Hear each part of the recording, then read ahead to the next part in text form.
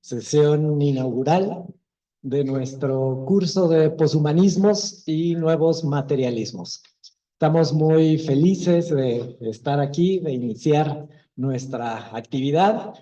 Si hay aquí algunas personas que estuvieron en Poshumanismos 1, sabrán que es una experiencia gratificante que justo conversamos, reflexionamos, estamos escuchando, aprendiendo, nos estamos interpelando y a partir de ahí vamos construyendo un nuevo posicionamiento en torno a estos dos grandes temas. Como fue Poshumanismos número 1, nos quedamos con muchas ganas de nuevas lecturas, de nuevos autores, de más conceptos, y ese es uno de los asuntos que nos ha animado en esta ocasión a plantear nuestro curso de Poshumanismos 2. Y en esta muy particular visión, justo también tenemos la articulación de distintos colegas, ahora invitados, invitadas especiales de distintas universidades. Les comentamos que esta edición internacional se desarrolla a partir de la articulación con la Universidad del Valle del Cauca de Colombia, especialmente con el doctorado en antropología, que justo se están conectando desde allá, distintos colegas, y también a lo largo de las sesiones vamos a tener participantes de esta universidad de Cauca en Colombia, la Universidad de París 8, donde tenemos también articulación con distintos colegas y también contaremos con la participación y presencia de queridísimos colegas y muy estimadas personas de la Facultad de Filosofía, de la Facultad de Artes, así es que tendremos una experiencia muy enriquecedora y lo que se trata también es de poder escucharnos, poder justo comentarnos, reflexionarnos. Junto con la doctora Carla pensamos este curso a modo de un círculo de lecturas donde tuviéramos material bibliográfico para estar reflexionando, para hacer preguntas y para en colectivo poder dar cuenta de los distintos posicionamientos, autores, categorías, conceptos que forman parte de esta dimensión. En ese sentido, quisiera también agradecerles a las personas que están conectadas vía Zoom.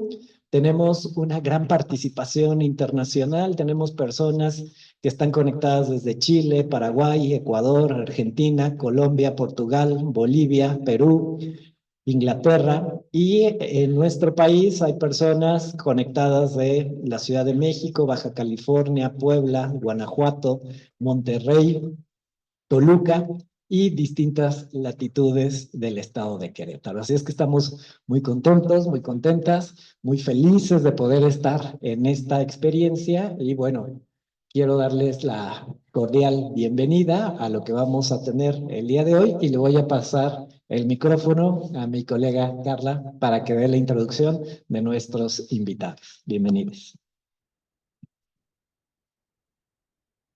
Bueno, hoy contamos con una invitada y un invitado de lujo que ya nos habían acompañado en la emisión anterior de Posthumanismos 1.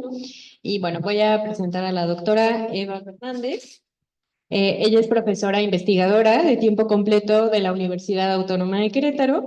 Es miembro del Sistema Nacional de Investigadores, Investigadoras, nivel candidata. Ella es doctora en estudios interdisciplinarios sobre pensamiento, cultura y sociedad y desde el 2022 es responsable del Laboratorio de Investigación y Producción Visual del Centro de Investigaciones Interdisciplinarias de la Facultad de Filosofía. Coordina el doctorado en Teoría Contemporánea de la Facultad de Artes, un programa de reciente creación.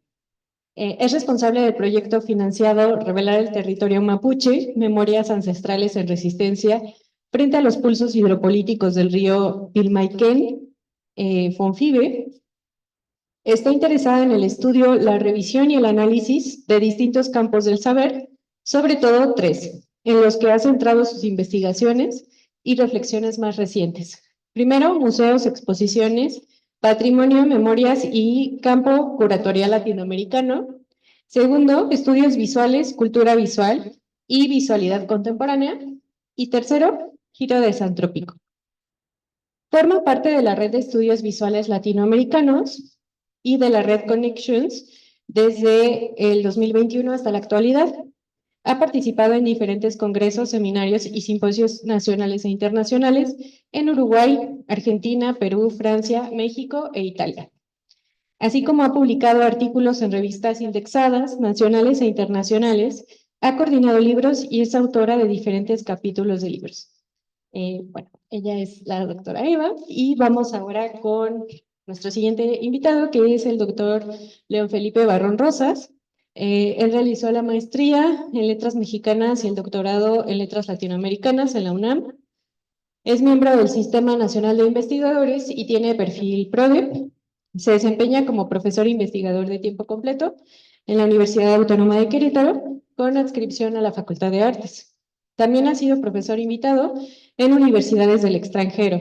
Forma parte del cuerpo académico Antropología del Cuerpo y Cultura Visual. Sus temáticas de interés y formación son literatura latinoamericana, teoría literaria, teorías estéticas del siglo XX y XXI, teorías críticas latinoamericanas y de construcción. Sus trabajos de publicación están relacionados con la literatura latinoamericana en relación al barroco, el neobarroco, lo político y el cuerpo. Bueno, entonces les paso la palabra primero a la doctora Eva y comenzamos. Bueno, muchas gracias, Carla, Alejandro, León, por compartir este momento. Gracias a todos los presentes, por acompañarnos en esta sesión inicial de poshumanismos y nuevos materialismos. Bueno, yo voy a iniciar haciendo como un punteo de algunos puntos que me parecieron muy interesantes en este capítulo que teníamos que leer, ¿no? Y para poder dialogar el día de hoy. Algunas ideas que me parecieron como unidades que plantean Débora Danowski y Eduardo Viveiros de Castro. Y bueno, sobre todo también pensar como cuál es el campo del que vienen cada uno de estos autores, autoras, ¿no? Creo que también ahí encontramos como algunas pistas, ¿no? Que por dónde puede ir la reflexión. Creo que en todas estas cuestiones que tienen que ver con el poshumanismo, con encontrar otras formas de relación entre lo humano, lo no humano, entre otras formas de vida, con los ecosistemas, etcétera, ¿no? Y, por ejemplo, con los futuros, como lo vamos a ver ahora, el, el campo interdisciplinario es muy importante, ¿no? Entonces, en ese sentido, creo que combinar, ¿no? Como la filosofía, el campo del que viene Débora Danowski, y la antropología, desde donde viene Eduardo Viveiros de Castro, creo que también es como interesante, ¿no? Nos plantea, nos brinda un poco de luz al respecto. Inicio un poco esta lectura con esta idea de pensar el mundo que está por venir, ¿no? Un poco sientan algunas bases en relación a cuáles son aquellas evidencias que nos dan cuenta de que tenemos que repensar este mundo, ¿no? O qué es lo que viene, cuál es el futuro para la vida en el planeta, ¿no? Y de alguna forma ambos autores dicen, ¿no? Hay una evidencia a partir de la crisis climática, ¿no? De esta angustia que produce incluso, ¿no? Nuestra habitabilidad en el planeta. Hay muchos discursos apocalípticos, ¿no? Y encuentran, ¿no? De alguna forma, no solo en este texto, sino en otros que han publicado desde lo individual y también en lo colectivo, en revisar qué pasa con la perspectiva de los pueblos amerindios, ¿no? ¿Qué hay ahí que pudiéramos encontrar, que pudiera contrarrestar de alguna forma esta evidencia de devastación planetaria, ¿no? Y de alguna forma nos dicen, ¿no? Es interesante pensar la crisis. ¿Cómo le ha ido? Bien, ya apareció. La mona. Debe estar por allá la mona Leo ya. Sí, ¿no? Ah,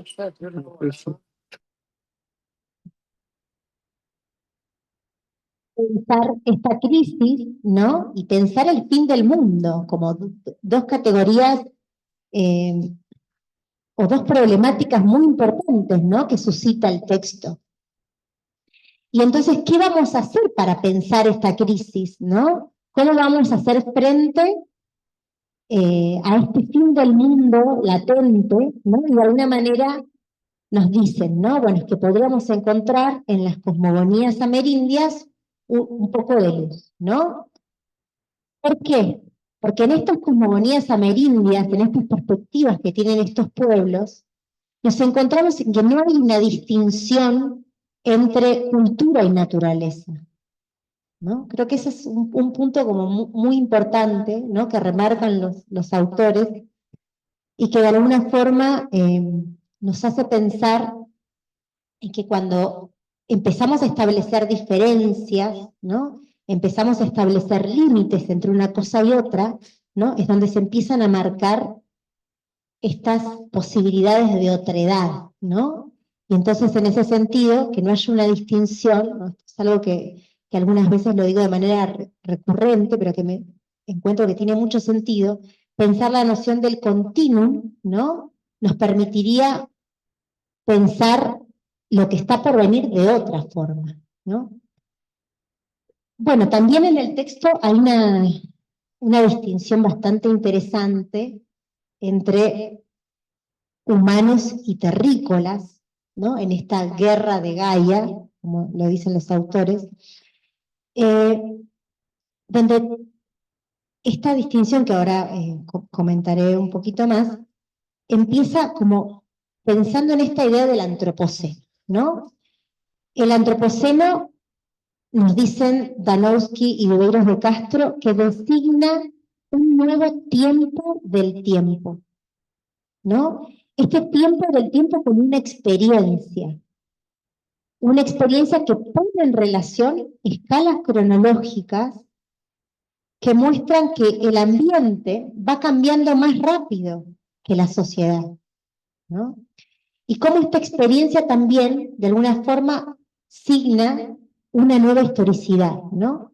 Y en esta nueva historicidad también se señala esta escala del tiempo que de alguna manera no nos permitiría predecir el tiempo, predecir el futuro, perdón.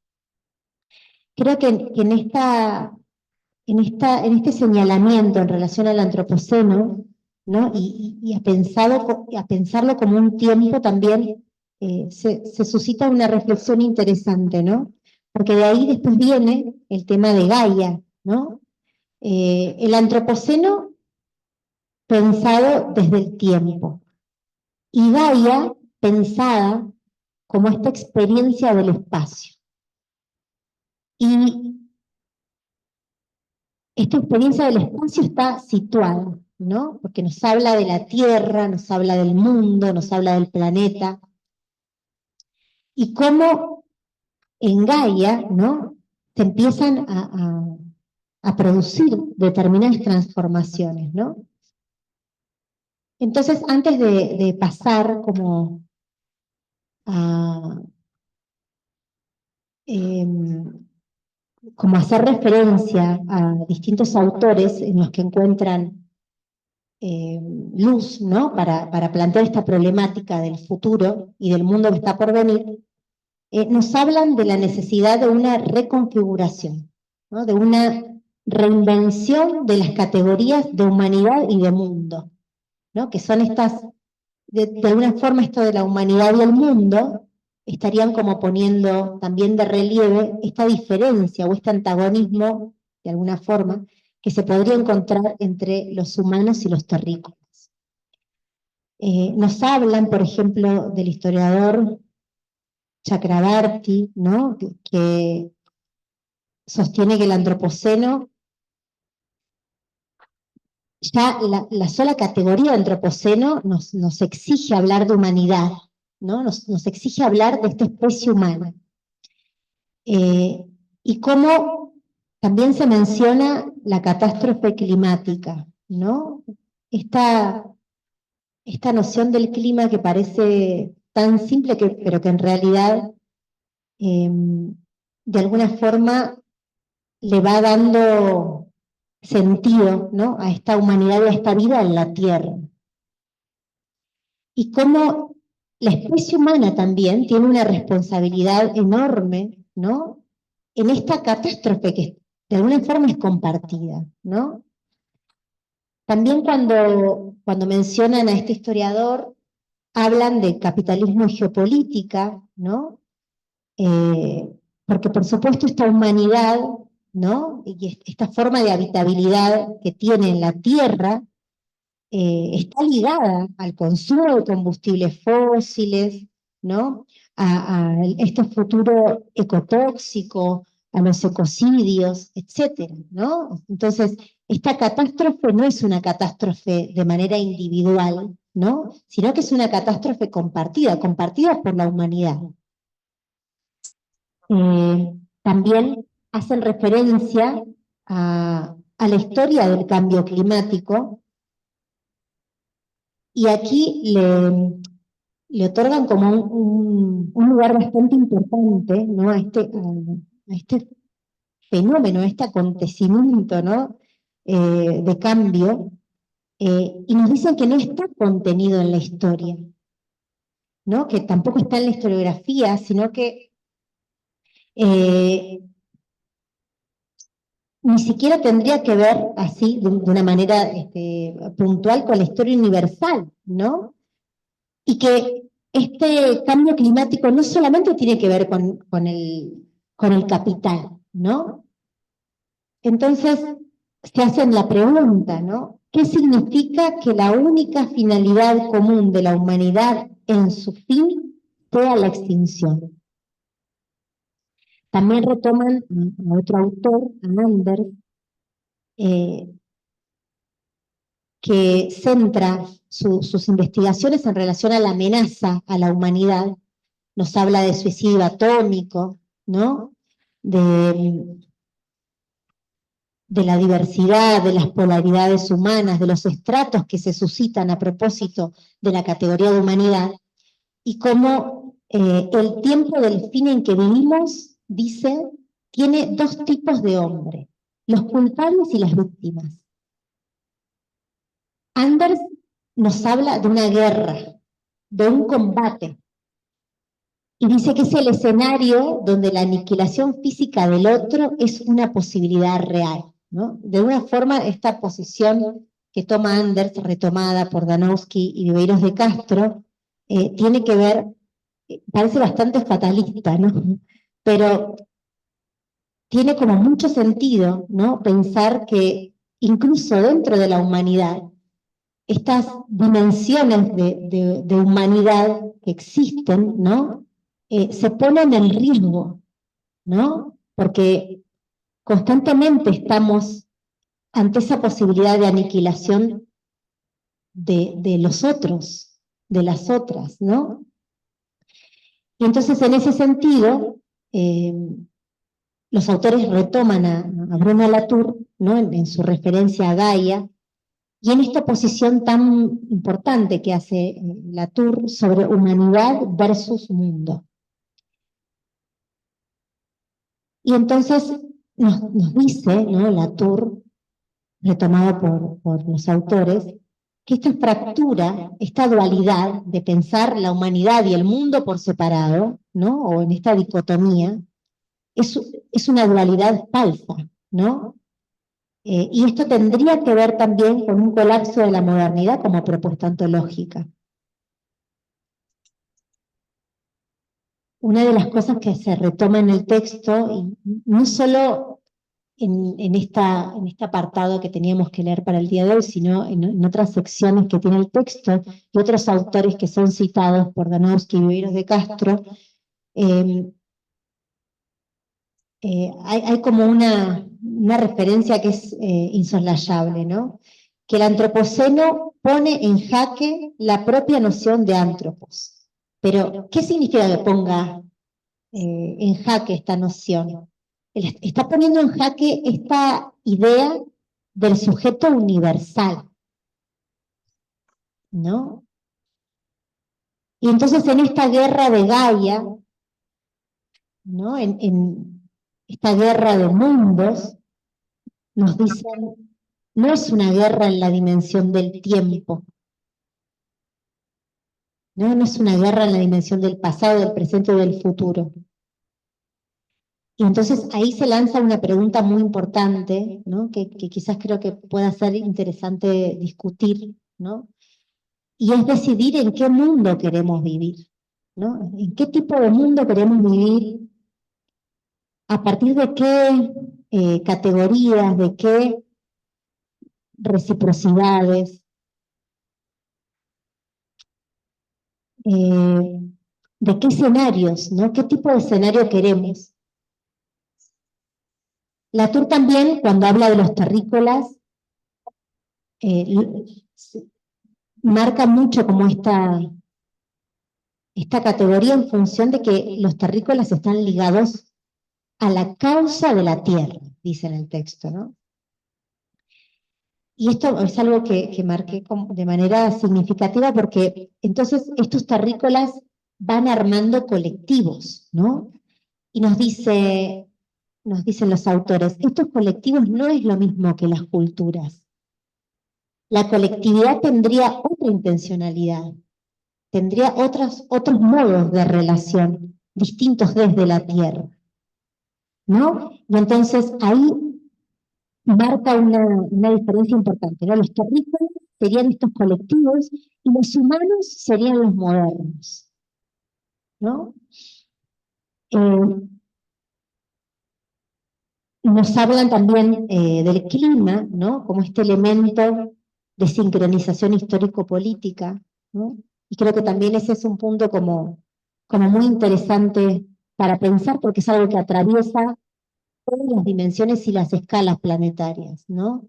No solo las dimensiones que tienen que ver lo, con lo sistémico, con lo ecológico, ¿no? O ecosistémico, sino también que tienen que ver con dimensiones de lo político, ¿no? De lo cultural, de lo afectivo, ¿no? De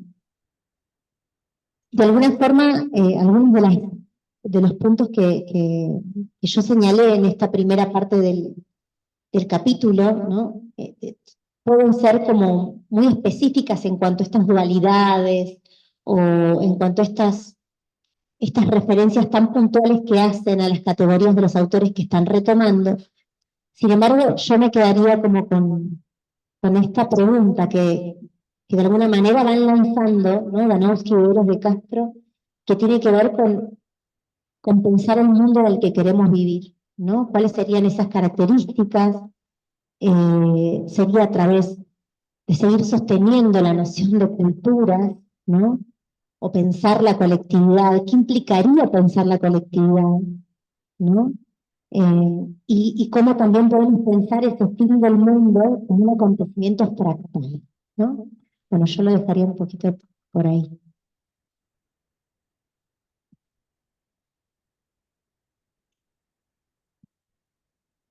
Gracias.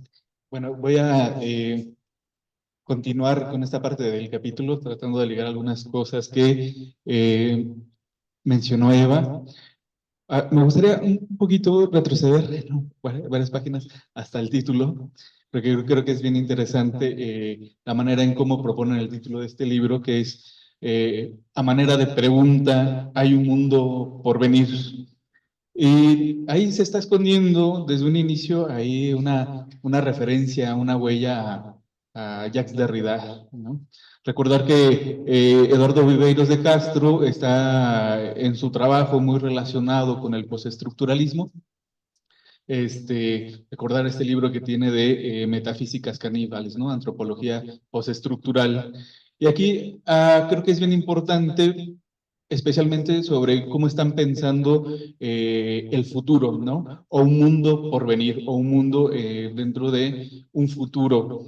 Ese porvenir, en realidad, para Derrida marcaría una forma incalculable, es decir, que no podemos realmente acotar, marcar científicamente cómo ese futuro se nos va a presentar.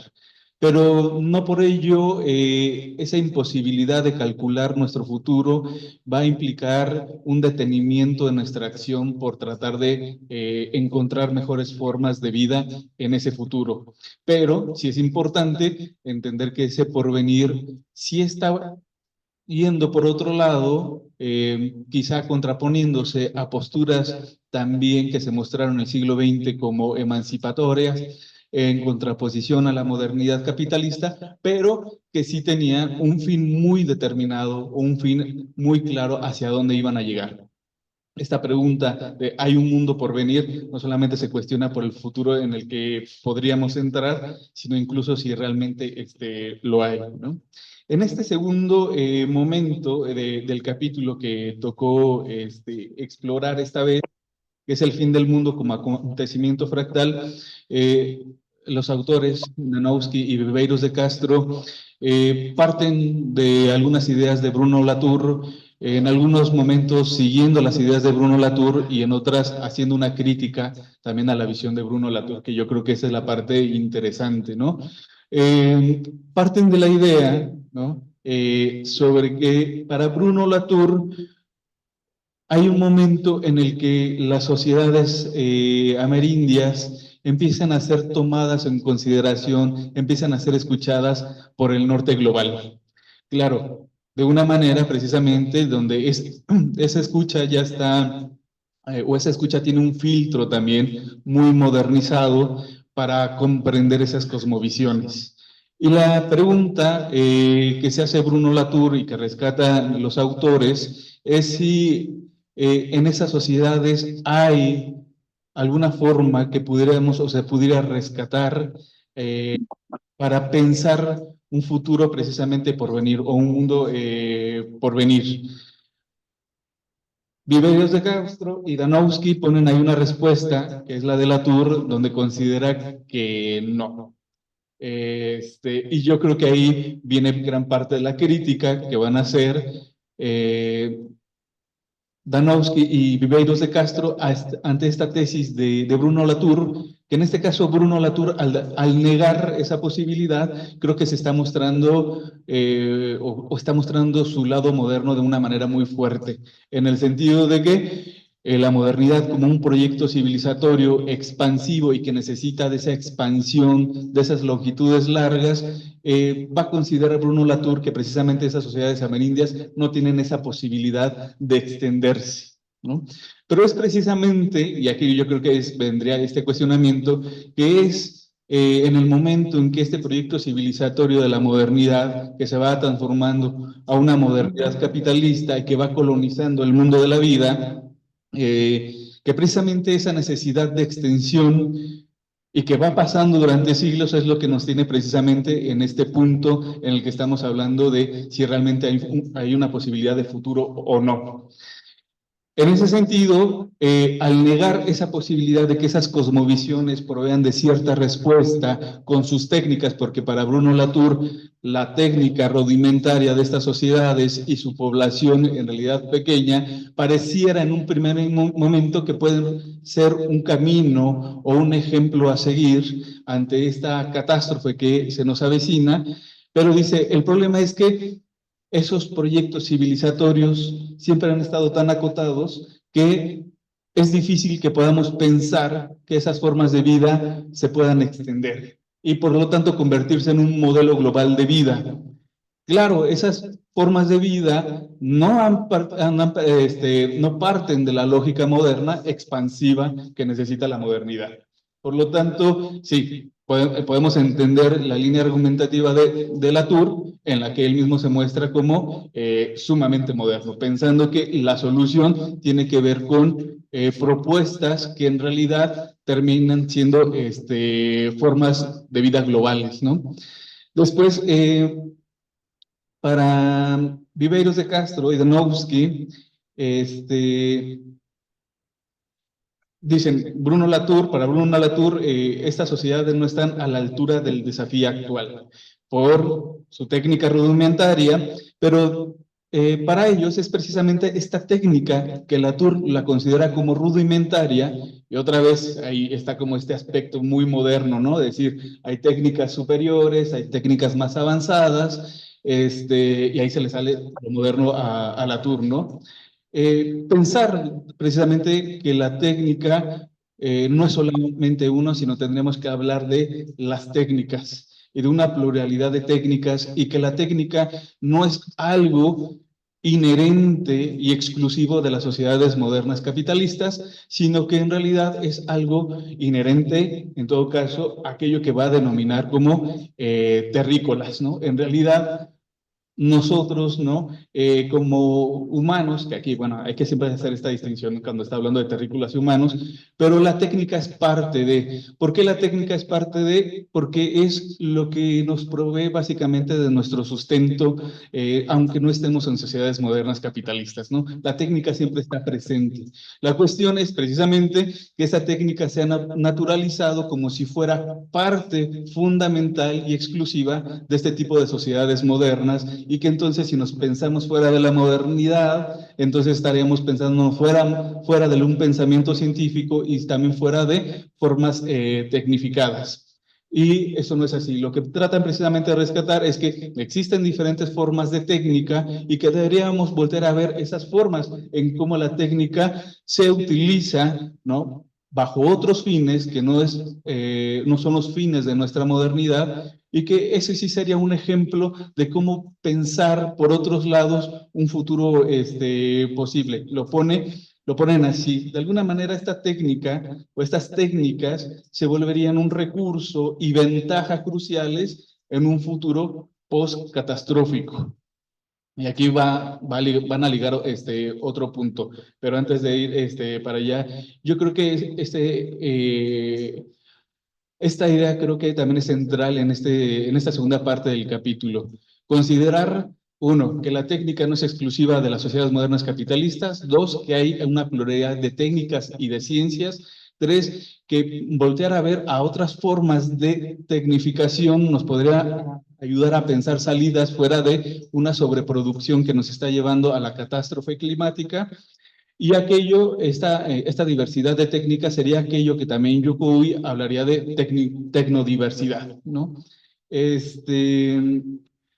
Siguiendo un poquito, ¿por qué estas técnicas podrían ser un ejemplo y una necesidad en un contexto post-catastrófico? Pues Viveiros de Castro y Donowski van a hacer la idea de que en realidad estas sociedades, las sociedades amerindias, ya han vivido también su apocalipsis. Es decir, han sobrevivido a un horizonte de extinción, lo han vivido, lo han experimentado y han persistido. Y han persistido también en muchos sentidos con sus técnicas. Si bien algunas de esas técnicas para poder sobrevivir han tenido que negociar con esta modernidad, algunas de ellas han sido simplemente aniquiladas, pero otras persisten de formas también hibridadas, y van a decir, estas formas de técnica, bajo una lógica muy distinta y fines muy distintos de esta modernidad, podrían ser precisamente el ejemplo de cómo iniciar de una vida post-catastrófica. Es decir, ya lo están pensando en que esto se fue al hoyo, ¿no? ¿Y qué podríamos hacer ahora? Bueno, pensar en otras formas de reproducir o el mundo de la vida, ¿no?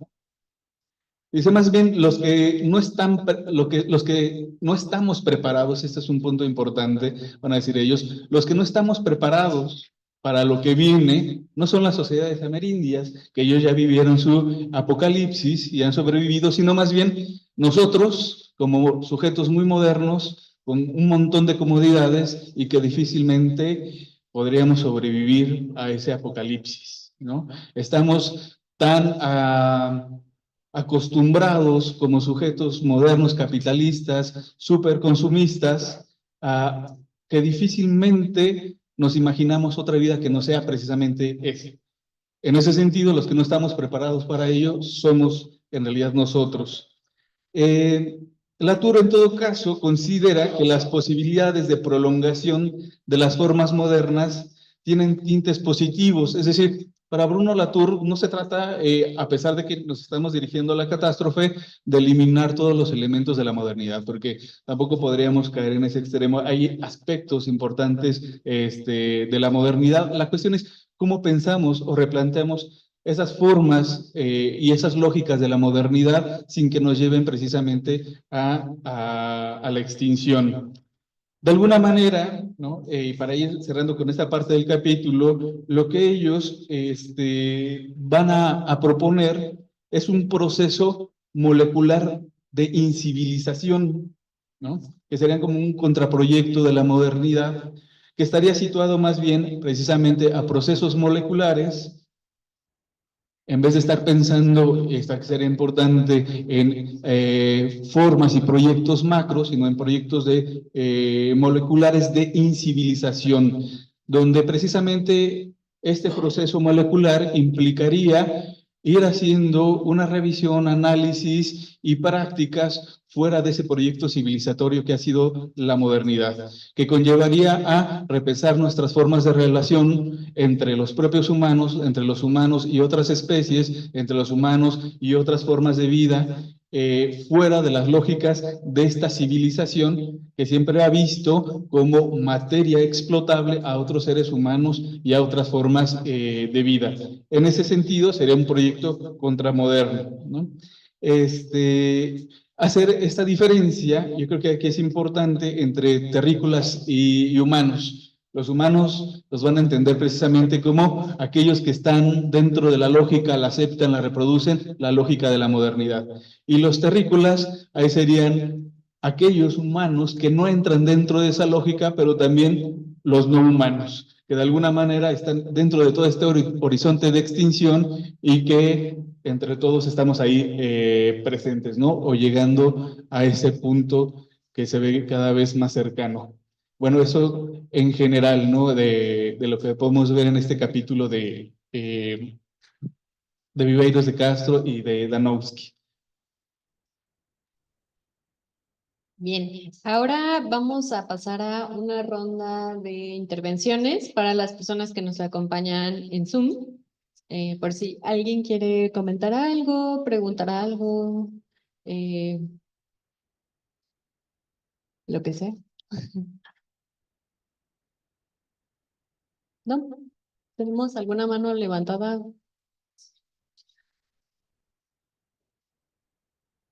Sí, si alguien quiere escribir en el chat algún comentario y por acá nos ayudan a leerlo. Bueno, mientras esto sucede, entonces pasamos a la ronda. Ah, tenemos una intervención. Sí, Pam, sí, adelante. estaba como procesando todo lo que se dijo. Pues nada más señalar que es un texto muy interesante, complejo, diría yo.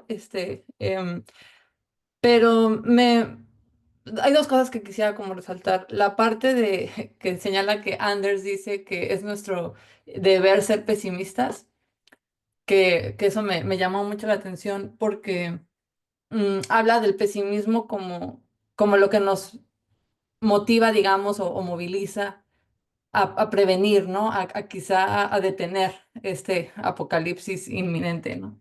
Entonces, eso me puso a reflexionar como, sí, o sea, es, es difícil no ser pesimista ante los escenarios del mundo que vivimos. Sin embargo, no me había puesto a pensar en ese pesimismo como positivo, ¿no? O sea, que busca, o sea, ajá, que nos mantiene como alertas, quizá de cierta manera, ¿no? Quizá si tenemos como un optimismo, quizá, no sé, como ingenuo, tal vez, ¿no? Sea difícil como activar lo que sea que se supone que tenemos que hacer para detener esto, ¿no? Y otra cosa que traté de buscar como la página en donde estaba, pero no lo recuerdo, que hace esta distinción entre la responsabilidad individual, ¿no? Y la responsabilidad colectiva. Eso me llamó mucho la atención porque, en efecto, como acaban de mencionar, al parecer pues, a la apuesta, ¿no? Para que de cierta manera se sobreviva ajá, esta catástrofe, ¿no? Es la colectividad, ¿no? Entonces, no sé, como que estaba yo pensando en esas dos cosas, ¿no? Como, ok, hay que ser pesimistas, pero el pesimismo también, si lo cargamos de manera individual, puede ser deprimente, ¿no? Hasta cierto punto. Y entonces, cómo quizá ese pesimismo positivo, si se trabaja en lo colectivo, ¿no? Pues entonces, de cierta manera, es más llevadero, ¿no? Y sí, o sea, me quedé pensando también en lo de las técnicas. Em, Me parece que sí, no solamente es muy moderno, sino muy, no sé, como colonial, ¿no? Pensar que la técnica solamente le pertenece a los modernos, ¿no? A los humanos, ¿no? Porque entonces justo es nuevamente un discurso de negación de la existencia del otro humano, o bueno, terrícola, ¿no? Que creo que es como una reflexión muy compleja porque es muy teórica y me pregunto cómo bajar estas discusiones tan teóricas a las prácticas cotidianas, ¿no? O sea, cómo hacemos eso en la colectividad, ¿no? Sería todo. Gracias. Gracias, Pam. ¿Tenemos alguna otra mano levantada? ¿Alguna otra participación en Zoom? Me parece que no.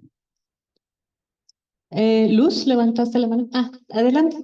Sí, no encontraba cómo alzar la mano. Bueno, más como dialogando con lo que acaba de decir Pam, hay un libro de Sara Ahmed que se llama Ser una feminista aguafiestas. Y creo que tiene que ver con esto, ¿no? Como en una postura ética de poder mirar de manera crítica pues sí, como esto que vivimos desde la trinchera que nos toque. Y a mí el libro me parece muy invitador, no nada más hacia la colectividad, sino también hacia el accionar, o sea, parece que lo pesimista o lo aguafiestas, lo que motiva sí es como una posibilidad de accionar. Entonces, bueno, Pam me hizo recordar un poco esto. Y bueno, quizás solo compartir un poco que en el trabajo de investigación final mío, proponía las cosmovisiones indígenas como una forma de resistencia pues como a la opresión colonial, pues, ¿no? O a la opresión moderna. O a lo que deriva de las formas de vida modernas y que entonces los grupos y comunidades lo que hacen no solo es reproducir formas de vida, transformarlas como en pasivo, sino a mí me gustaba ponerle como esta connotación de acto de resistencia, como no solo, sobrevivimos porque fuimos consistentes a lo largo de 5 siglos, sino como no necesariamente así nombrado, es decir, hay levantamientos en armas muy claros, ¿no? Como el zapatismo, así, pero la pura reproducción de la vida a través de otras formas pues como de sostener el día, la vida, el año, etcétera, a través de circularidades, de ritualidades, de otras maneras de mirar, tenían pues como una postura ética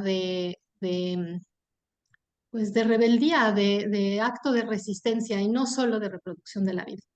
Y bueno, de pronto lo encuentro acompañado, ¿no? de esta propuesta de visibilizar a los pueblos amerindios como accionadores de otras maneras de hacer mundo, pues. Y ya, eso. Muchas gracias.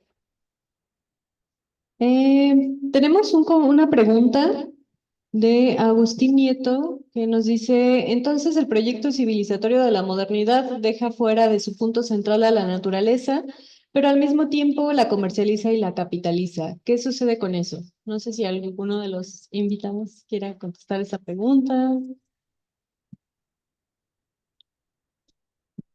Alejandro, alguien de aquí.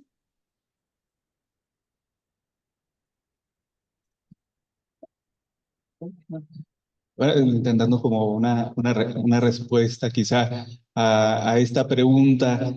Claro, y relacionado un poco con lo que decía Eva hace rato, hay un momento en que la modernidad hace una división entre naturaleza y civilización. Y es ese momento de fractura, la que le permite también al hombre empezar a ver a la naturaleza en su aspecto no solamente de valor de uso, en un sentido marxista, del valor de uso que puede tener la tierra, sino también empieza a generar otro tipo de valor.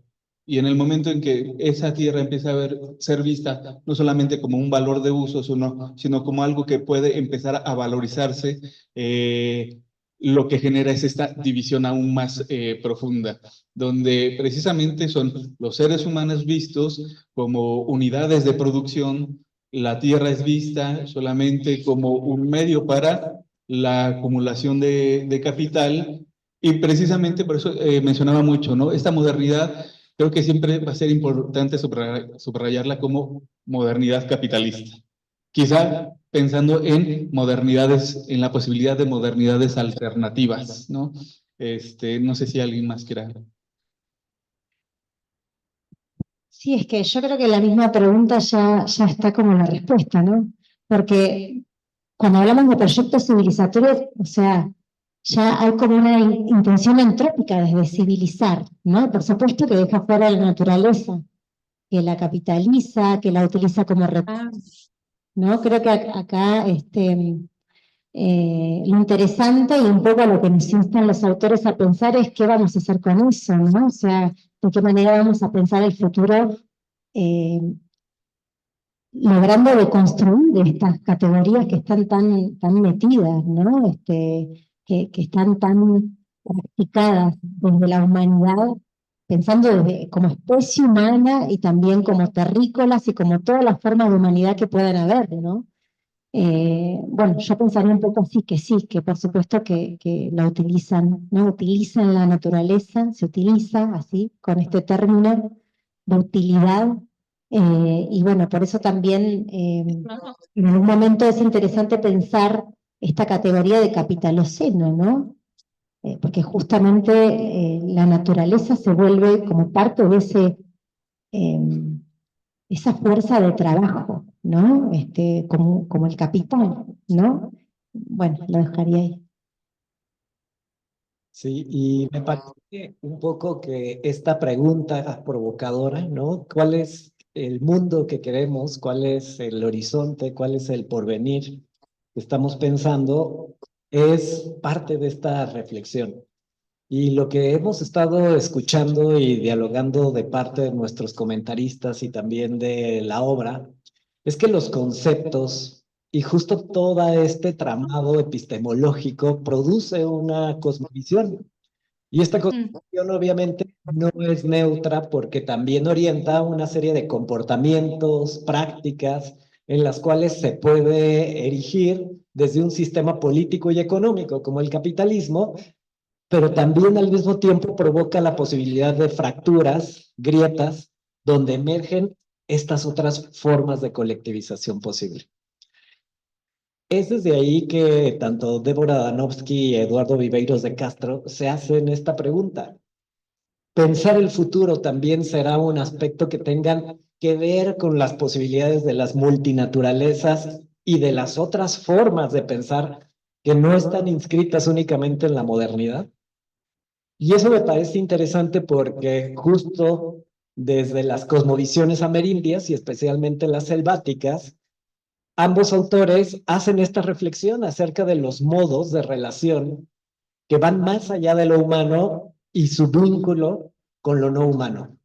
Desde ahí la primera de las reflexiones que aquellas personas que pudimos coincidir en Poshumanismos 1, que lo veíamos justo en Metafísicas Caníbales, es que el concepto de lo humano es una creación de Occidente.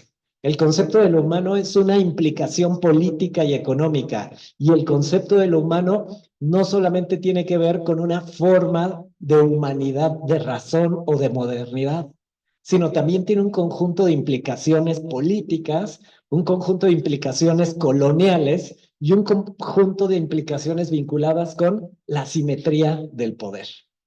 Entonces, desde ahí, tanto Viveiros de Castro como Débora Danowski dicen, los pueblos amerindios que están situados en la selva, per se, el ecosistema no les deja pensar en esa humanidad porque la humanidad al lado de un árbol de 40 metros de altura y de una temperatura húmeda de 42 grados, créame que lo humano es lo que menos significa para sobrevivir en esos contextos. Y entonces esta lógica de pensar el futuro tiene que ver con estas palabras que hemos estado situando a lo largo de lo que hemos estado conversando. Riesgo, amenaza, aniquilación, catástrofe, apocalipsis. Parece que todo el tiempo estamos hablando de una película de ciencia ficción. Pero esta noción también de cómo transcurre el tiempo parecería que es una noción única y exclusivamente de Occidente. Occidente manda cómo reglamentamos el tiempo. Occidente establece que el tiempo es oro. Occidente establece que tenemos una fecha de caducidad para pensar, pero también para vincularnos. Y eso es lo que dice Débora Danovsky y Eduardo Viveiros de Castro. Occidente y su proyecto de modernidad deben de dictar un posible proyecto de futuro. Occidente y su modernidad alcanza para decir cuál puede ser el porvenir de una gran cantidad de multinaturalezas y de proyectos que están vinculados a estas formas minúsculas, moleculares. A mí me gusta mucho esta idea de los proyectos moleculares. Si se acuerdan, podríamos asociarlo muy bien con estos proyectos rizomáticos, con esta idea de rizoma, de justo cómo desde esta batalla minúscula podemos entender otras formas de pensarnos más allá de la modernidad y sobre todo más allá de un porvenir, de un futuro de Occidente. Sin embargo, ¿cuáles son las grandes preguntas que estamos hoy haciendo desde esta reflexión de la obra? Si se fijaron en una primera parte, toda la estructura es ¿cómo llegamos hasta aquí? ¿Cómo llegamos hasta aquí en términos de hoy en día llamar antropoceno a esta forma de medir el tiempo a partir de una sola especie que pone en riesgo a todas aquellas expresiones de la vida en este planeta? La segunda, ¿en qué momento se nos olvidó llamarnos y autoascribirnos como terrícolas? ¿Se acuerdan la última vez que usted mismo se autoescribió como terrícola? ¿Se dan cuenta cómo vamos cortando ese delgado hilo que nos conecta con un parentesco, con un territorio, con una memoria y con una forma de hacer el mundo? Y entonces ambos autores ubican perfectamente que la modernidad y su construcción epistemológica, pues obviamente genera una forma de interpretar, una forma de habitar y sobre todo una forma de sobrevivir. Ya no solamente le estamos dando el presente de la catástrofe a la modernidad de Occidente, sino también le estamos brindando la oportunidad de que nos decida o decida sobre nosotros cómo queremos hacer un mundo en este porvenir. Eso me parece bien interesante que no lo perdamos de vista, porque aquí lo que está en juego es una categoría de futuro. Dice Viveiros de Castro y Débora Danovsky, y el futuro, ¿qué creen? Es una construcción cultural. Y el modo en el cual se vive el futuro también tendrá que ver con la manera en la cual apuntamos al horizonte. Catástrofe, aniquilación o al mismo tiempo también renovación, crisis, emancipación. Esos son algunos de los elementos que me parece que también redondean estas aportaciones que nos están haciendo nuestros colegas, nuestras colegas que están participando en la plataforma de Zoom, y ahora les queremos abrir el espacio en este lugar para que tenga alguna reflexión, algún comentario, lo hagamos. Un poco la idea es que poco a poco podamos ir complementándonos con algunos comentarios. Por allá había un par de manos. Muy bien.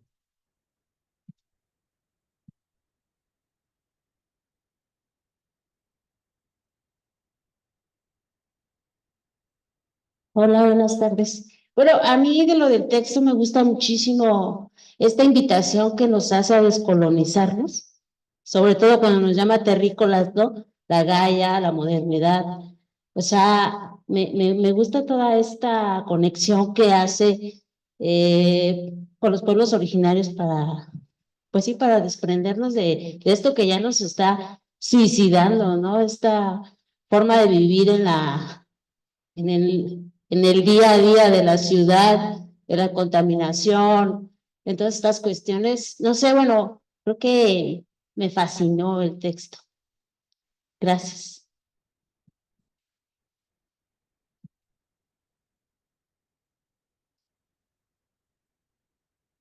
Mientras leía un poco del texto, bueno, empezando porque me llamó mucho la atención el título del capítulo, porque menciona a una figura tan poderosa como lo es Gaia. Y desde el principio yo tengo un acercamiento a nombrar a Gaia como quizá desde una visión más de panteísmo espinosista, como una forma más externa de, pues que todos, o que todos somos modos de esta sustancia.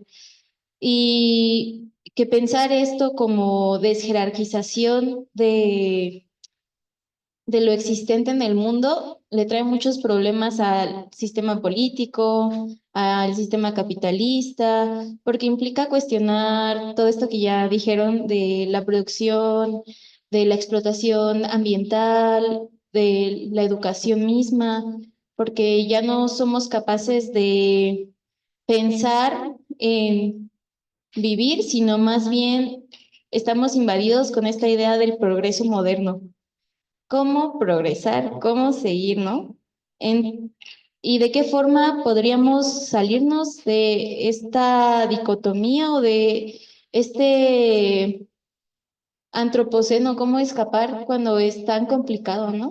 Y yo pensaba un poco en la poesía, en la escritura libre, cómo es que nos da tantas oportunidades de, desde una clave estética, porque siento que la clave estética hace muchas redundancias, da muchas vueltas, es una pérdida del tiempo para el capitalismo, ¿no? Estás muy sin qué hacer. Y cómo las artes también proponen una gran barrera en la que dices, bueno, hay más en el mundo que solo lo que me han pintado esta industrialización o esta globalización. Quizá ese es lo que yo estaba pensando mientras lo leía. Y ya. Muchas gracias.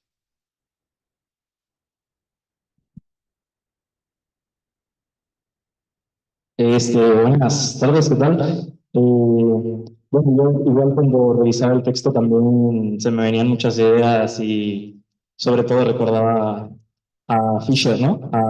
Con esto del capitalismo realista, ¿no? Y con esto, por ejemplo, que decía Neff y los ponentes acerca de todo esto del mundo por venir y qué acciones tenemos que tener, cómo imaginarnos un mundo mejor y así, pues de cierta manera también pensaba como en nuestra verdadera imposibilidad de desoccidentalizarnos, ¿no?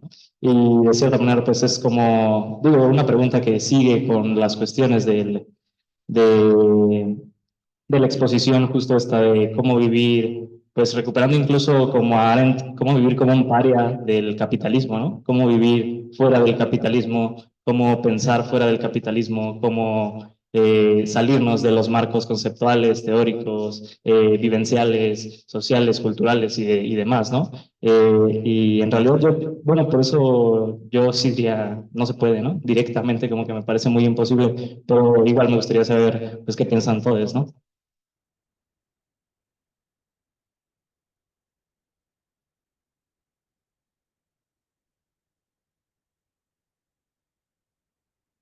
Hola. Bueno, sí, cuando estaba leyendo el texto fue bastante desafiante porque te invita mucho a repensar muchas cosas que están establecidas, como el ser humano. También como te invita, bueno, esto lo hemos visto en clases, como a repensar y regresar a la metafísica y no ver al ser como algo fijo. Y creo que esto tiene que ver con el pensamiento amerindio, de aceptar este multinaturalismo para poder entender que hay diferentes formas de existir en el mundo, no solo esta civilización moderna y esta incivilización, pues no es como un retorno al pasado, cuando lo leí eso me pareció, pero es más como un repensar justamente la civilización, el proceso de civilización moderna que pues separa al humano, bueno, que te enseña a primero ver a la naturaleza como algo, un material al cual puedes explotar y a separar lo humano de lo no humano. Evidentemente, pues lo humano es lo chido. Y también cuestionar esta pregunta que lanzaron de qué mundo queremos habitar. Yo creo que a mí me gustaría más como pensar en un mundo que no gira en torno a nosotros, ¿cómo sería? Y pues ya, eso.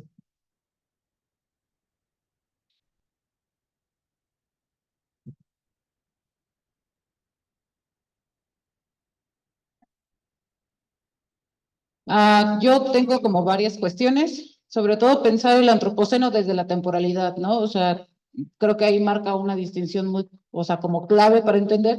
Y si es temporalidad, lo que implica que pensemos todavía en progreso. Entonces, me parece que ahí puede ser también esta clave interpretativa por estas escalas cronológicas que se establecen, ¿no? Y en la relación con Gaia, a mí me llama la atención sobre todo que lo ubica desde la espacialidad, ¿no? Desde estas nociones de territorio, pero también, sobre todo, a los pueblos que son de Gaia, ¿no? O sea, y no es en cuestión de número o de cantidad, sino a lo de Les, y lo menciona tal cual, ¿no? O sea, hay esta relación de este pueblo por venir, no desde una condición, o sea, a pesar de que dice que es un pueblo menor, no lo está pensando en el sentido de inferioridad, sino como alternativa justo, ¿no? Como del lado B, si queremos verlo, de esta, pues sí, del terrícola, ¿no? O sea, de lo que implica ser terrícola y no humano, porque también tendríamos que reconocer la existencia del límite en este sentido. O sea, no se trata de pensarle, me parece, no sé, ustedes me aclaran, no se trata de pensar a lo futuro, porque ya está dicho que no lo hay, si es un constructo moderno, sino se trata de pensar desde los límites y posibilidades espaciales en los que estamos inmersos, ¿no? Y de alguna manera es replantear también la temporalidad que nos es propia. O sea, si dejamos de pensar en el futuro, entonces lo único que nos posibilita es pensar en el presente, ¿no? Ya no, o sea, teniendo conciencia, o no sé qué sea eso, pero asimilando los procesos que puedan implicar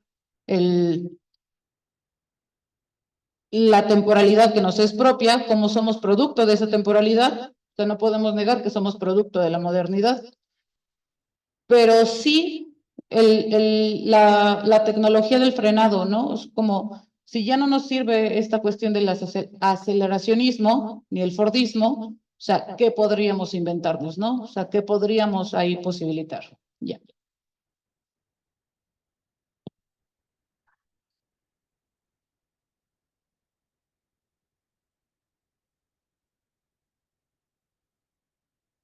Eh, a mí también me llamaba la atención como esta dualidad entre antropoceno y Gaia, que antropoceno es justamente como, bueno, a mí me recordó a Derrida con una analogía que hacía de la temporalización del espacio y con Gaia, que sería como una espacialización del tiempo, ¿no?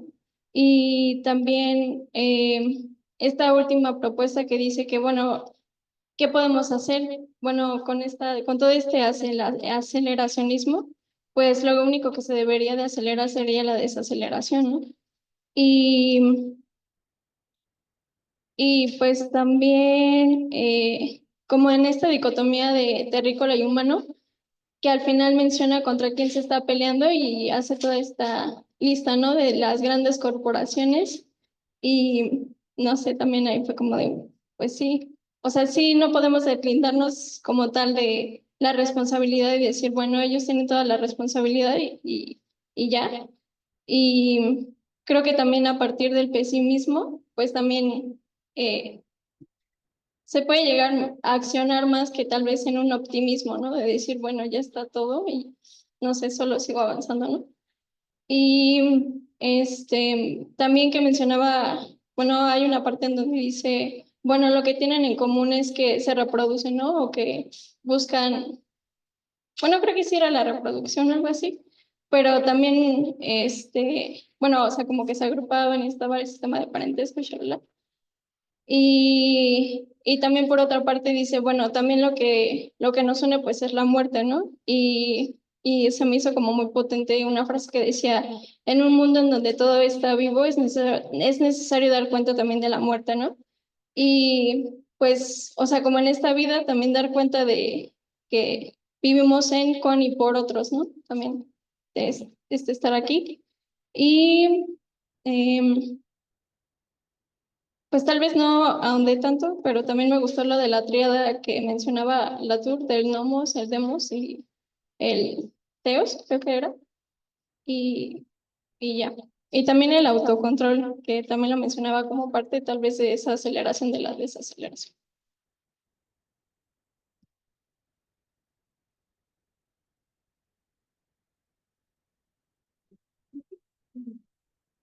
Hola, muy buenas tardes. Híjole, bueno, me hicieron pensar muchísimo tanto los ponentes como las personas que han participado ahorita. No me puedo despojar de mi formación, ¿no? La formación inicial, disciplinar, por supuesto, ¿no? Educativa me refiero. Y pienso sobre todo en dos cosas ahorita que estoy medio hilando lo que estamos diciendo todos, todas, todes, que, bueno, tal vez son un poquito más, pero en principio el lenguaje, ¿no? O sea, lo que estamos utilizando y lo importante que es para formar esta cosmovisión muy rápido y estas epistemologías es precisamente estos conceptos o esta reinvención de conceptos, ¿no? Como para poder justo en nuestra mente empezar a crear otras formas de lo que estamos queriendo proponer. Otra cosita es, como les comentaba, esto de la formación, ¿no?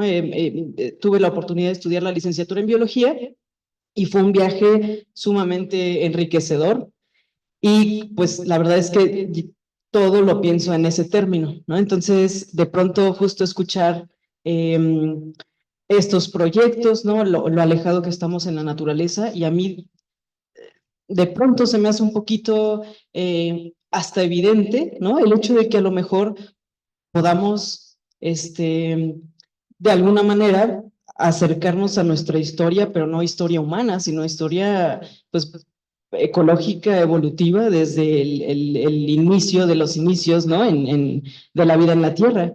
Quizás este tipo de reflexiones, el pensar en lo complejo que fue para la vida y todo lo que tuvo que haber pasado también la vida y nuestro linaje biológico como para poder estar aquí, creo que también nos haría reflexionar nuestro habitar de otra manera. Además de que también pues, somos un conjunto, ¿no? O sea, al final de cuentas no somos un individuo, sino somos un cúmulo de células especializadas, pero que tienen comunicación entre todas, ¿no? Entre todas ellas. Entonces, es una situación súper compleja el hecho de cómo esta formación, ¿no? Embrionaria del ser humano, como muchos otros seres, se puede a lo mejor poner también sobre la mesa y que nos haga seguir pensando en eso. Y lo último es, ya que estamos justo en este tejido de disciplinas, pues pienso también en la arquitectura incluso, ¿no? Es decir,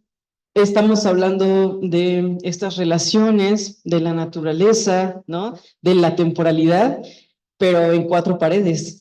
No, está chistoso como que de pronto nos esté dando el viento de un quizás ventilador en vez de sentirlo directamente afuera, ¿no? O mencionaste lo del árbol, esa figura fue bellísima porque en efecto, ¿no? De pronto el vernos con otro tipo de organismos como los árboles, ¿no? Así de impresionantes, pues a lo mejor justo si nos acercamos más a este tipo de prácticas y estas reflexiones en otros sitios, hablando arquitectónicamente, quizás también vendrían otro tipo de sensaciones.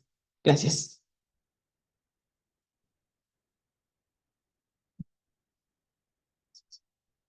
Buenas tardes. A mí me llamó mucho la atención principalmente lo de la técnica, ¿no? Justamente porque, bueno, no sé, en día de hoy es muy fácil pensar en esta técnica solamente de una vía, siendo que es no justamente viendo el progreso o que nos va a instrumentalizar a todos o todas.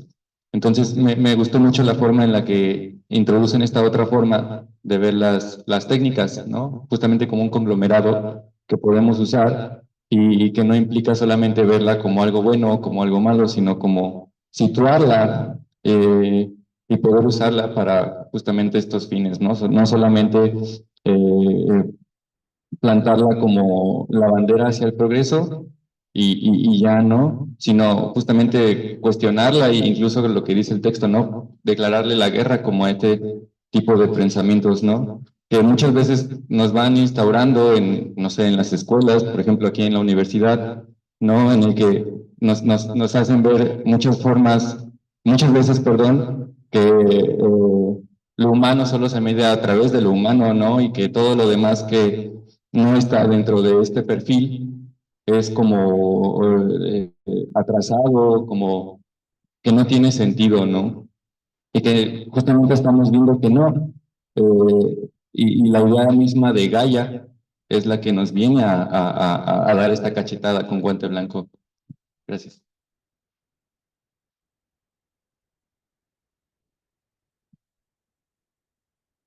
Sí, vamos a leer. Sí, ayudas. Ahí. ¿Alguien me ayuda? ¿Lo alcanza? Sí, es que se ve como borrosito, ¿no? ¿Usted lo ve? ¿Yo? ¿Estoy ciega?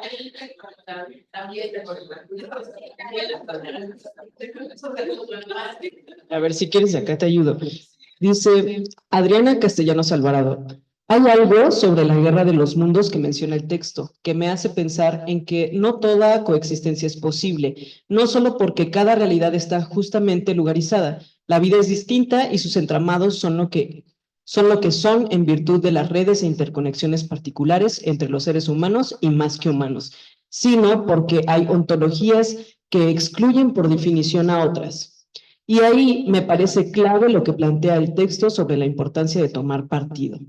Es una dimensión cosmopolítica que el texto deja ver y que nos exige no solo redefinir las categorías humanidad y mundo, sino las mismas ontologías y sus relacionamientos, nuestra responsabilidad como sujetos y parte de colectivos de vida.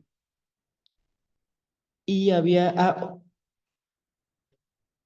si hay otras preguntas, te leo las dos y te paso el micro, Carla. Ok. ¿Qué opinión, verdad? Ajá. Juan Manuel pregunta, ¿qué opinión merece cuando se busca institucionalizar o esquematizar ciertas técnicas o aprendizajes de los llamados pueblos originarios bajo un programa o plan educativo oficial como el que existe en México hoy y que tienen sus orígenes teóricos y didácticos en las llamadas pedagogías del sur? Paulo Freire, Franz Fanon y Boaventura de Sousa Santos.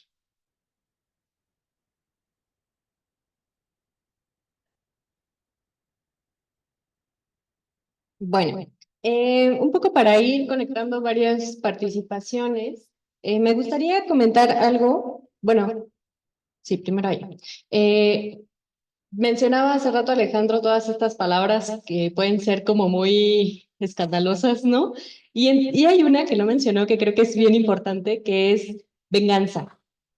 Porque esta idea de Gaia como agente de venganza es algo que también están criticando un poco los autores, o sea, retoman esta teoría de Gaia, pero también están haciendo una crítica importante ahí, ¿no? Porque, bueno, obviamente esta es una antropomorfización, ¿no? Nuestra, pensar en que Gaia es vengativa, y bueno, justo van a reelaborar esta hipótesis de Gaia de James Lovelock, que él sugiere en los 70s del siglo pasado, para sugerir que el antropoceno marca el momento en que el planeta, como sistema autorregulado, toma venganza, ¿no? O sea, entre comillas, contra este proyecto moderno de dominación de la naturaleza. Y esta venganza no es algo intencional, o sea, no es como que Gaia es un ser malvado que se va a vengar de todos nosotros porque nos odia. No, no necesariamente, yo creo que ni siquiera nos topa, pero más bien o sea, no es una venganza intencional en el sentido humano, sino más bien está representando también ciertas consecuencias no lineales y también bastante impredecibles de sobrepasar los límites planetarios. O sea, es también una cosa creo que muy obvia, ¿no? Nos sobrepasamos con algo, claro que vamos a tener ciertas consecuencias. Y bueno, el calentamiento global, todos estos eventos climáticos extremos, ¿no? Fenómenos que nos muestran que la Tierra no es un objeto pasivo, como hemos en general pensado, ¿no?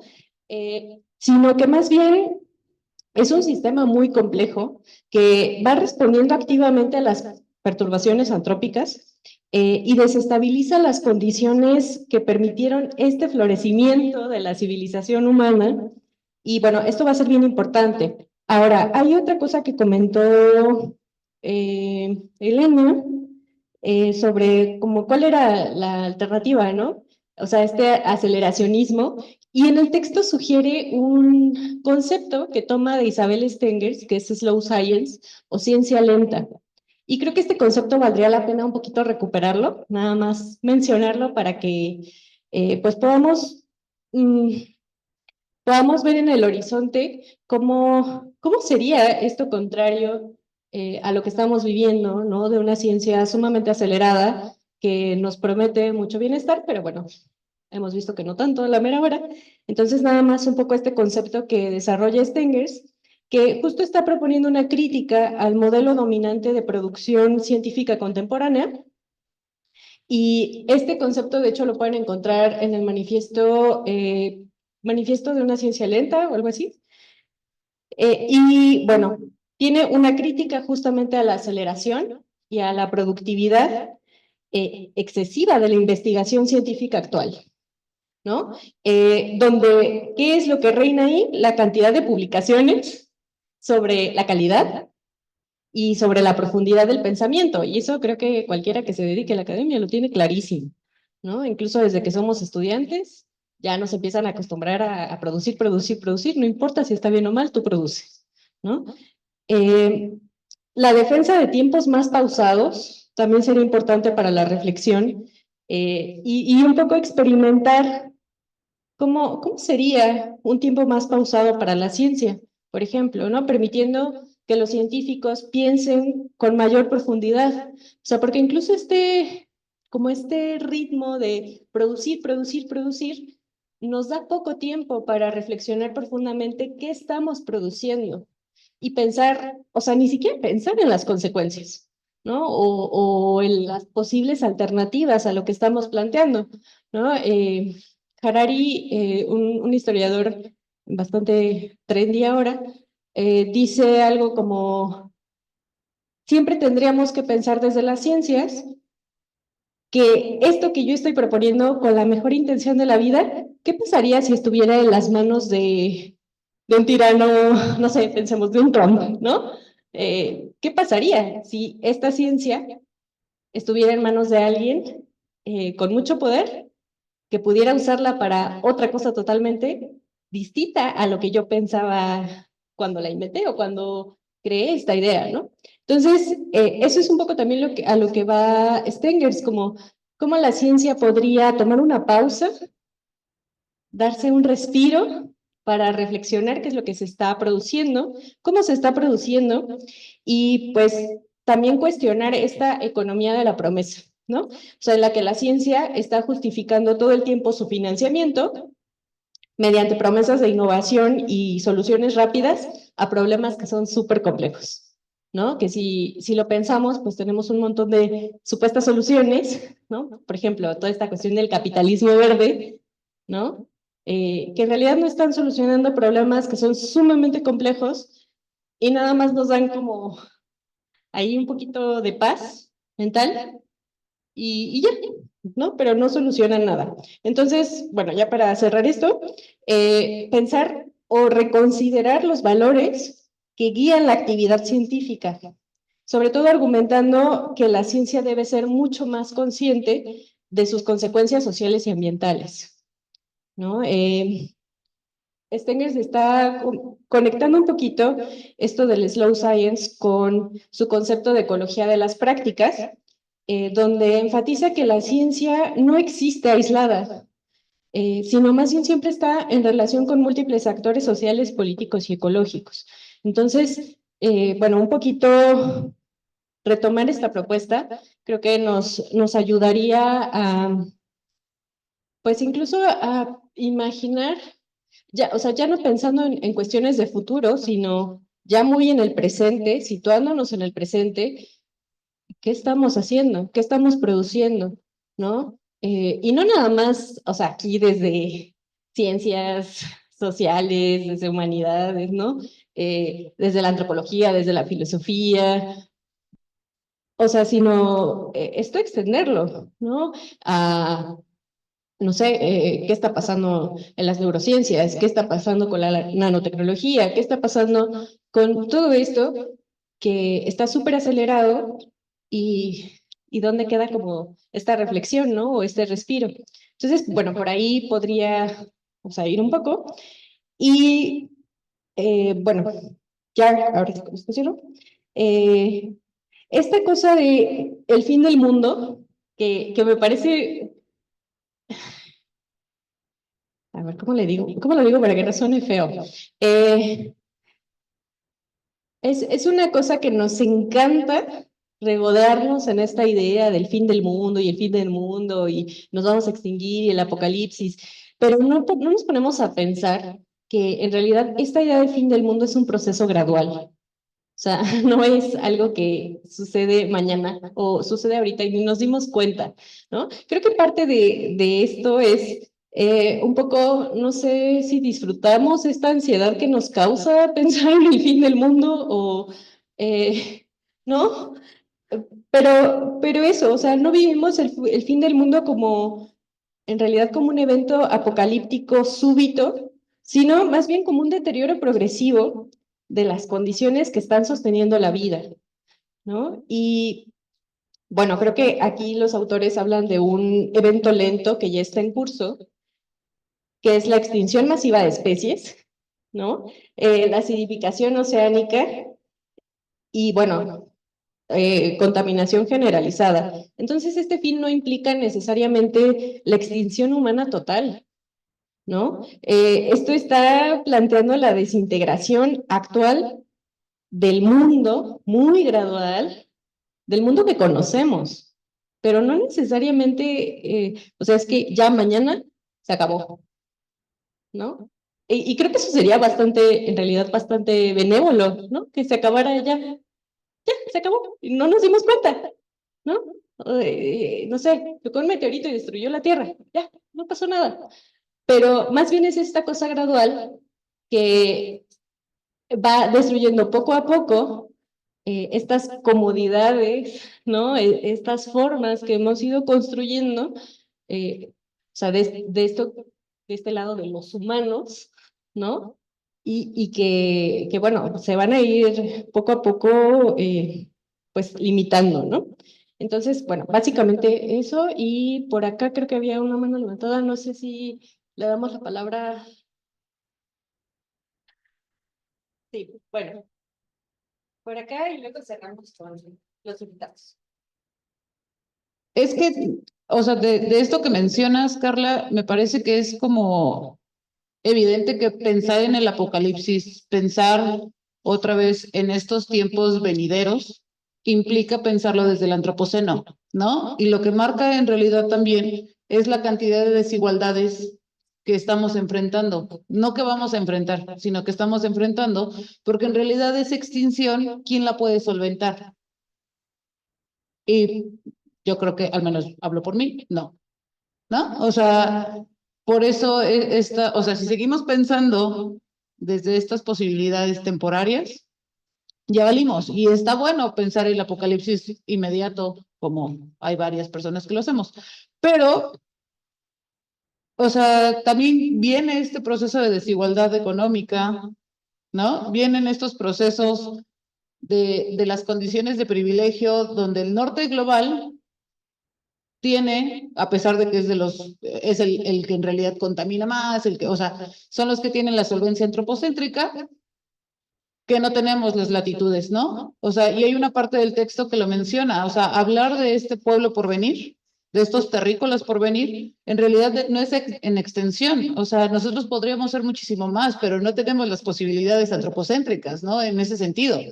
Entonces, por eso es que nos venden también la idea del futuro como algo catastrófico, como algo distópico, porque nos aleja también de esta idea de pensar el presente distópico, ¿no? O sea, pensar el espacio que estoy habitando como la catástrofe que es, mejor te lo pinto como nos ha venido funcionando, que es tú ahórrale para tener lo que quieras. Y tal vez ¿no? Y siempre está esta bonita esperanza. Yo creo que si nos quitamos la esperanza, ¿no? Y esta promesa, si quieres, sí, occidental totalmente, aniquilamos estas posibilidades de futuro y esta condición pesimista no es tan pesimista, ¿no? O sea, en realidad nos posibilita voltear a ver las realidades que vivimos.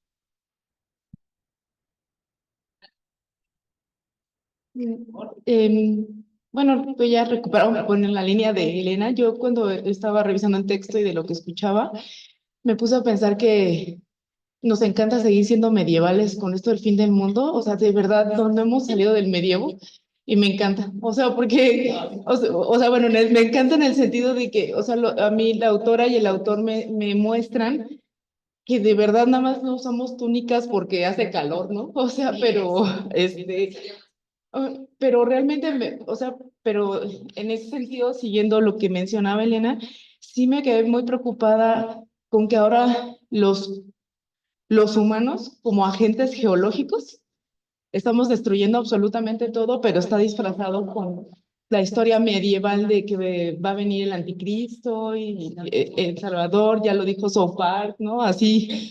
Entonces, o sea, pero justamente seguimos como enganchados en esta metafísica medieval, ¿no? De que el mundo se va a acabar y pues no vemos que más bien ya está como un tema muy presente, ¿no? Entonces, y justo me quedé pensando un poquito como, y eso honestamente de la lectura en el plano muy de la revisión de la lectura, me gustó mucho esta propuesta de los autores muy enmarcada en el realismo especulativo, ¿no? De otras metafísicas, y lo que más me gustó es que la propuesta de redinamizar una metafísica occidental medieval es a partir de metafísicas no occidentales que se ven como primitivas, ¿no? Entonces, y se me hizo como una propuesta muy interesante porque entonces, ¿qué es lo primitivo, no? O sea, me hace pensar un montón de cosas que está muy inserto en la discusión naturaleza, cultura, ciencia, algo precientífico, algo prelógico, etcétera. Y pues sí, y todo esto como que todavía más allá pensaba, bueno, pues si ya no hay distinción entre ciencias naturales y ciencias sociales en este asunto de que somos agentes geológicos, pues entonces, pues sí, creo que los humanos, en el sentido marcado de los autores, pues sí estamos en un punto, pues no sé, como de altos niveles de importancia, ¿no? Porque con estas nuevas propuestas teóricas, ¿no? De que no es tanto que cayó un meteorito, sino hubo toda una reacción en cadena de los volcanes y eso generó un cambio climático y mató a un montón de seres enormes llamados dinosaurios, pues nosotros no somos volcanes y estamos generando una catástrofe, ¿no? Entonces es como importante, pensando en lo que decía Carla de la historia y el historicismo, o sea, como cómo pareciera que los límites pues ya se están, ni siquiera ya se desbordaron, o sea, no se desbordaron, ya se están traslapando. Entonces eso sí debería de preocuparnos bastante como desde la filosofía, creo.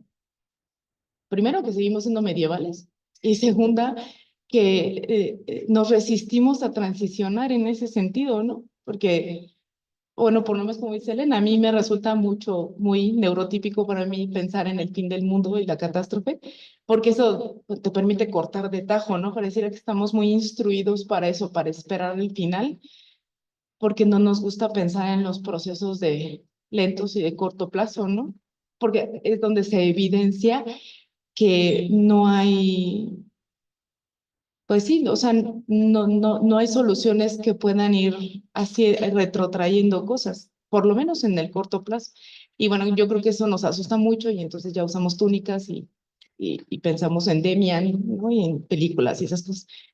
Y pues bueno, entonces esta parte como, sí, el texto me dejó pensando en que incluso tendríamos que replantear las concepciones como históricas, ¿no? O sea, cómo estamos construyendo como humanos desde una perspectiva antihumanista, que es la que creo que proponen los autores, ¿no? O sea, Es una metafísica antihumanista, me gusta. O sea, ya lo veíamos desde el curso pasado, pero creo que en este texto como que se refuerza bastante como esta idea de que un concepto tan occidental como la metafísica no tendría que ser algo exclusivamente occidental, ¿no? Y eso se me pareció muy importante el texto.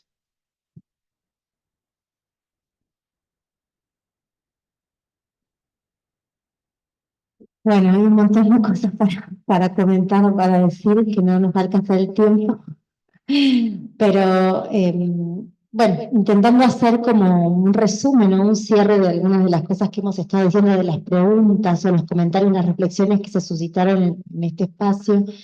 Creo que hay como varias cosas que son importantes para no quedarnos como con esta idea así como desesperanzadora, ¿no? Que tenemos como humanidad.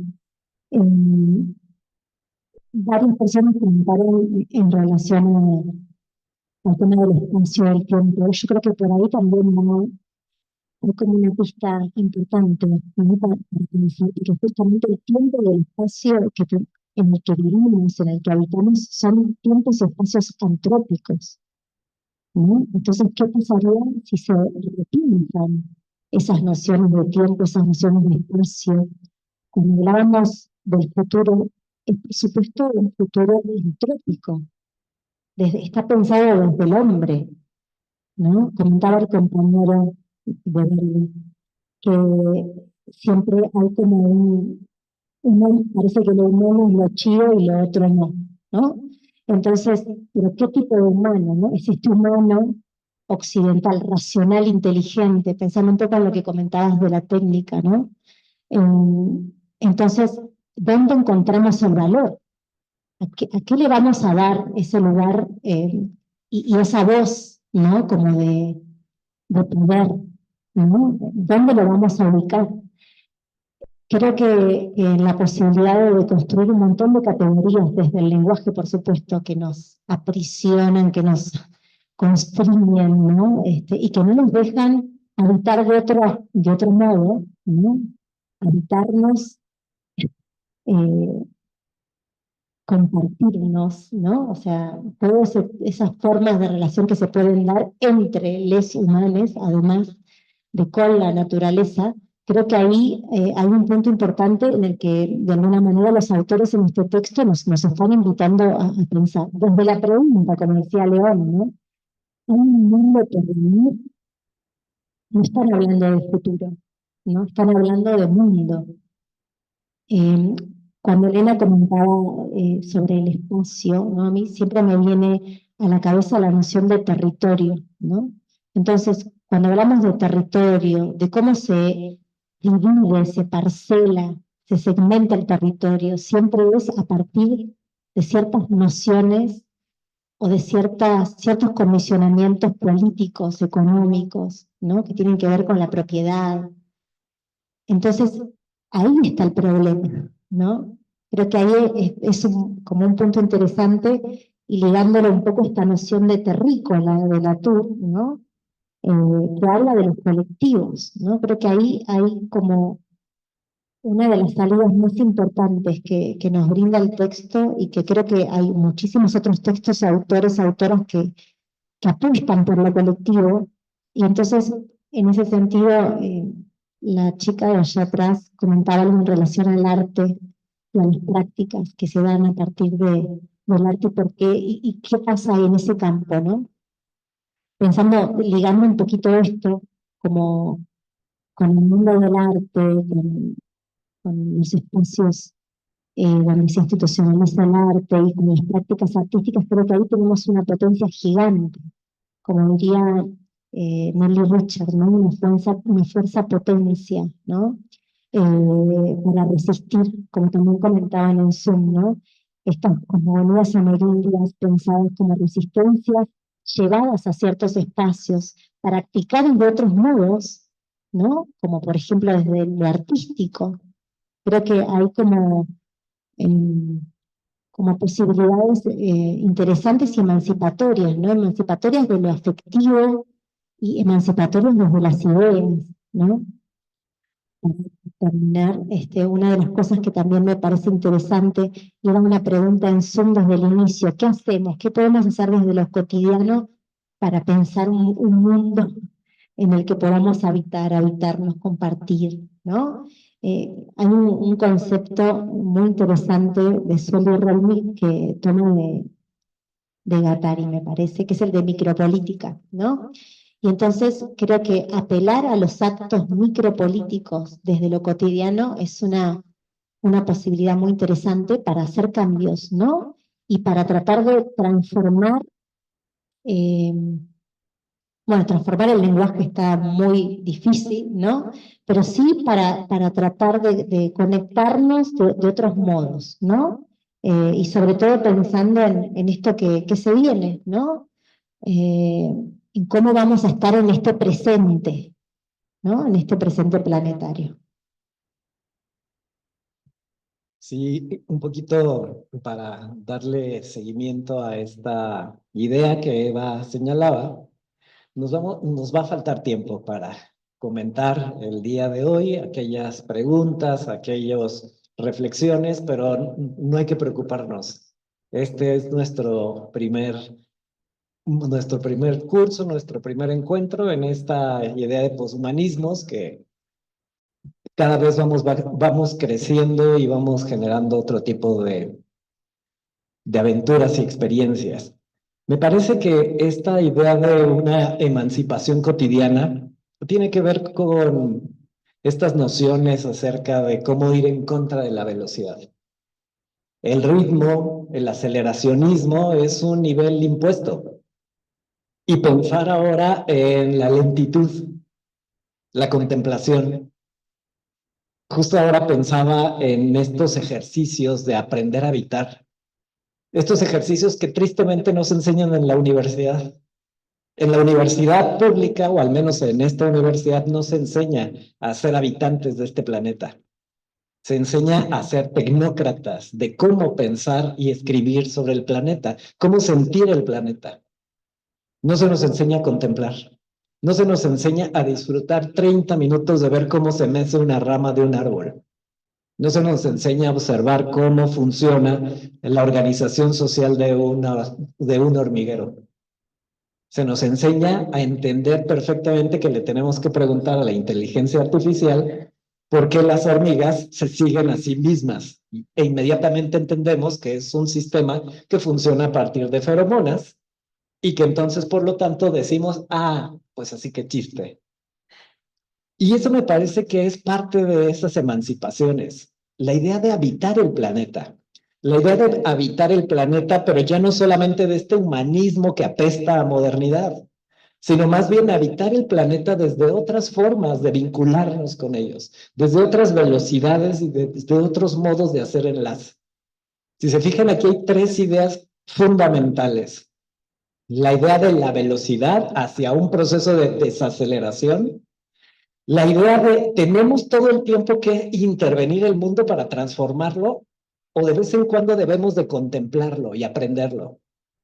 Y la tercera, nunca hemos crecido como especie sin el resto de una gran cantidad de experiencias de vida. Concientizarlo, evidenciarlo y subrayarlo, me parece que puede hacer un ejercicio no solamente de emancipación cotidiana como estudiantes, sino también como terrícolas o como habitantes, ¿no? Que es este proceso en el cual dejamos de ser usuarios de una universidad, de una ciudad, de un ecosistema y nos ligamos directamente hacia la poética del habitar.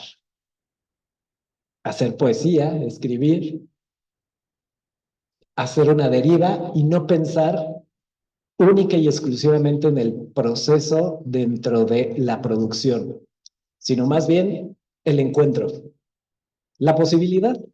Y me parece que desde ahí hay como provocaciones interesantes, simple y sencillamente para entenderlos como retos y travesuras posibles dentro de sistemas que prácticamente parece que son imposibles. Que estemos aquí, créanme que ya es una práctica de ese tipo de travesuras emancipatorias.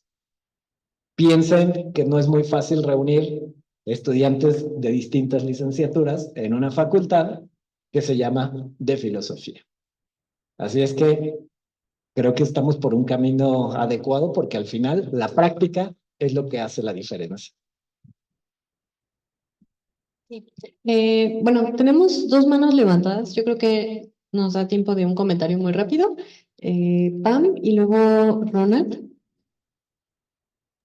Sí, gracias. Brevemente, nada más ligar toda esta reflexión respecto al futuro y el tiempo. Me puse a pensar trabajé con adolescentes, le di clase a adolescentes de 17 para abajo y viven en otro tiempo, pues, ¿no? En un tiempo de la inmediatez, de todo tiene que ser, es efímero, es rápido y no hay mucha contemplación, precisamente, ¿no? Entonces me quedé pensando en la pregunta que se hacía respecto a las propuestas de la NEM, las cuales son muy interesantes porque precisamente lo que están promoviendo son la contemplación y los conocimientos localizados, ¿no?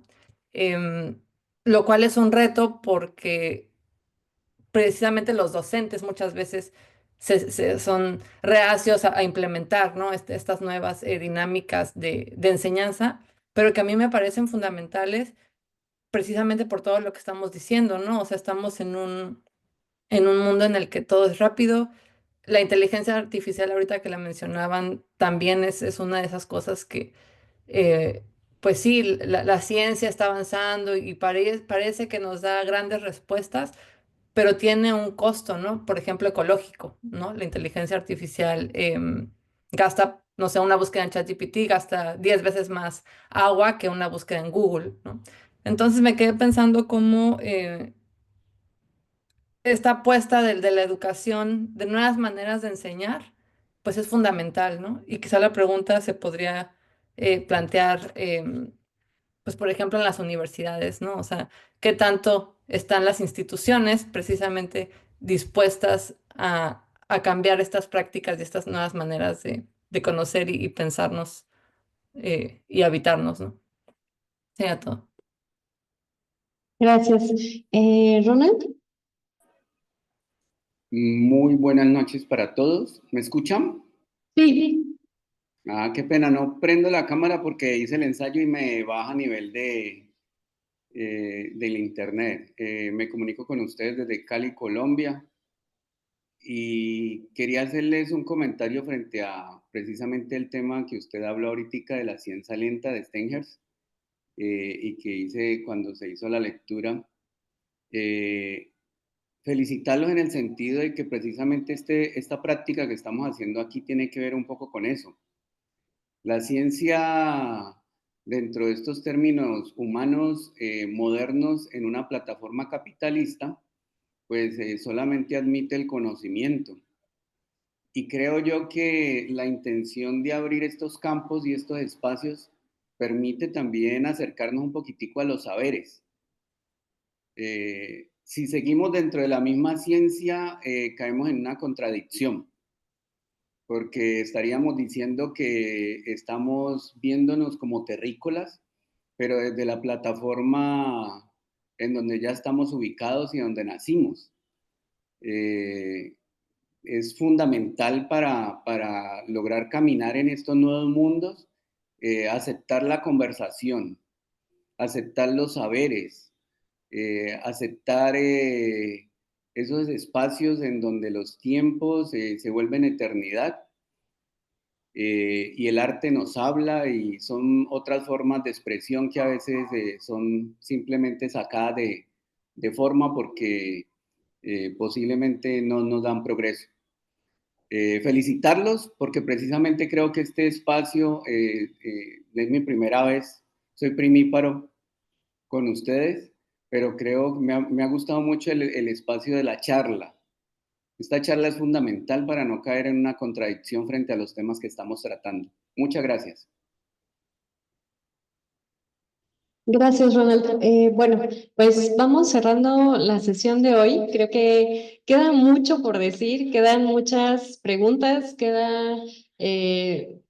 no sé, muchos conceptos todavía que pues, pudimos haber discutido, pero bueno, el tiempo voló.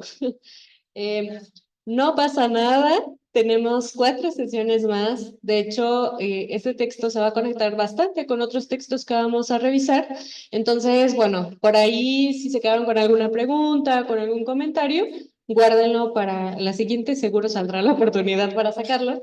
Y bueno, pues agradecerles mucho por estar aquí presentes con nosotros y también a las personas que están en Zoom, bueno, por toda su atención y su participación. Muchas gracias. Nos vemos en la próxima sesión.